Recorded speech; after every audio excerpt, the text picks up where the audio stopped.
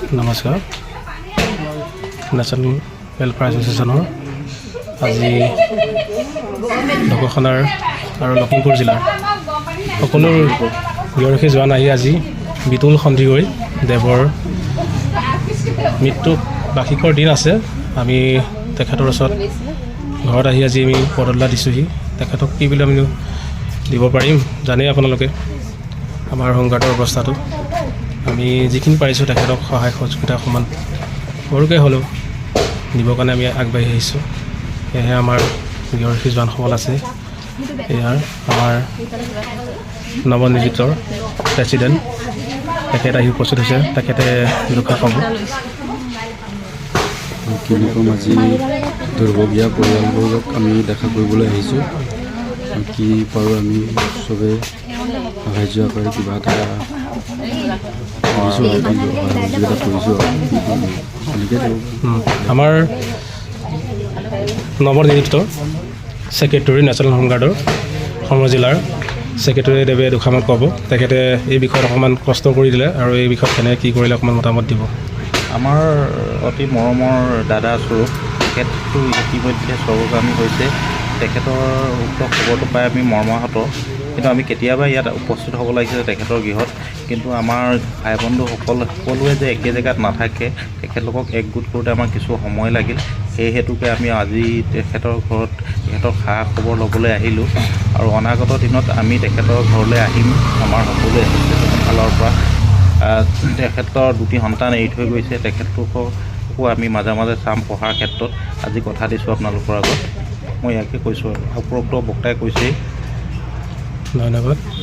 মোহন চেতিয়াদেৱে আমাৰ খুব সুন্দৰ কথা ক'লে আৰু তেখেতে আগন্তুক দিনত আহিব। তেখেতে সমস্যা আমাৰ জানেই বহুত সমস্যা আছে। আমাৰ পুলেন বৰা আছে, পুলেন বৰগোহাঁই আছে আৰু আমাৰ বুলেন বৰা আছে। আমাৰ বিজয় চেতিয়া কিবা ক'ব নেকি? মই নকওঁ। বিজয় চেতিয়া আছে। আমাৰ এইজন আমাৰ শৰ্মাদাই কিবা ক'ব? শৰ্মাদাই ক'লে আমাৰ আমাৰ এইজন মহাশয় একেলগতে তেখেতৰ লগত কাম কৰা মানুহ আছিলে। খুব দুখ লাগিছে, কি ক'ব। আৰু আমাৰ এজন চিনাকি কৰি দিছে প্ৰণয় চেতিয়া। হয়, নমস্কাৰ। কিবা ক'ব নেকি তেখেতৰ? ক'বলগীয়া একো নাই আৰু খবৰটো ল'বলৈ আহিলোঁ। হয় হয় তেখেতক হয়, বাকীখিনি জানিছে আৰু। হয় হয়। আমাৰ লাহন দা নমস্কাৰ। নমস্কাৰ কৰিলে। আমাৰ সুনান্দ গোহাঁই আৰু নমস্কাৰ, মোৰ নাম চিন্দেশ্বৰ গগৈ। এয়া আমাৰ পৰিয়ালবৰ্গক আমি দেখাব বিচাৰিছোঁ। তেখেতলোকৰ অলপ মতামত ল'ম। আমাৰ পৰিয়ালবৰ্গ আছে তেখেতলোকৰ নাই নালাগে। তেখেতলোকৰ পৰিয়ালবৰ্গৰ লগত আমি দুটামান কথা পাতিব বিচাৰিছোঁ। আমাৰ বৌ আছে।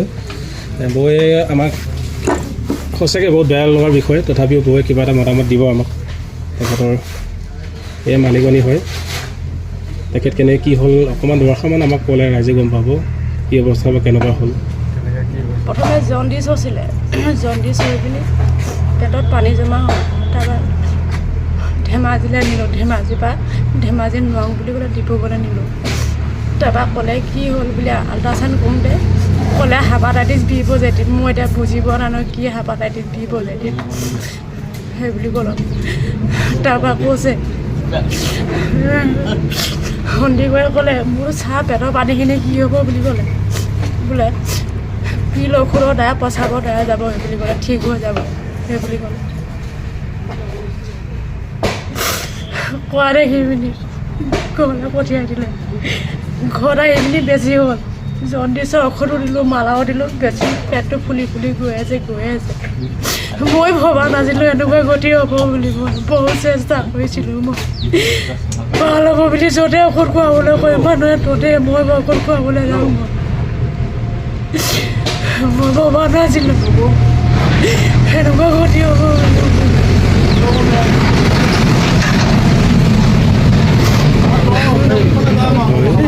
বহুত ডাঙৰ দুখৰ বিষয়, যিহেতু সকলোৱে জানে আমাৰ হোমগাৰ্ডৰ সমস্যা আছে। হয়তো তেখেতৰ পাৰ্মানেণ্ট জব হোৱাহেঁতেন আজি পৰিয়ালবৰ্গৰ নিশ্চয় কিবা এটা সাহাৰ্য চৰকাৰৰ ফালৰ পৰা পালেহেঁতেন। হয়তো ফেমিলি পেঞ্চন এটা পালেহেঁতেন।